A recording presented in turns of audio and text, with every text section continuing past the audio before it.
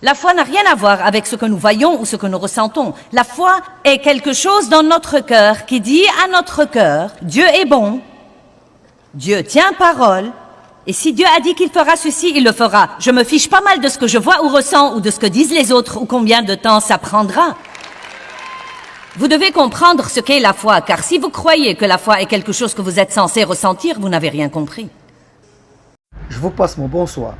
Beaucoup de chrétiens parlent de la foi. C'est quoi avoir la foi? La foi est un terme latin désignant confiance et pouvant être défini comme une adhésion profonde en quelque chose ou en quelqu'un. Une croyance ferme en des réalités invisibles.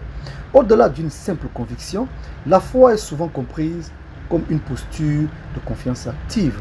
La foi dans le contexte religieux est une pratique d'action et de pouvoir, une ferme assurance en des choses espérées et une conviction ferme dans des choses invisibles.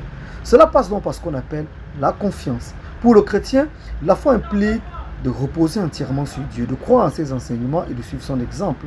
Ensuite, la méditation, qui est une pratique chrétienne de réflexion profonde sur un passage ou encore une écriture pour pouvoir la comprendre, l'intégrer et l'appliquer à sa vie. Quant à ce qui concerne la promesse, selon la Bible, est un engagement à une parole, une formule par laquelle on s'élit. Enfin, la fidélité. C'est un attachement sincère à ses devoirs, ses affections ou à ses engagements, une régularité et une constance dans ses relations et dans ses promesses.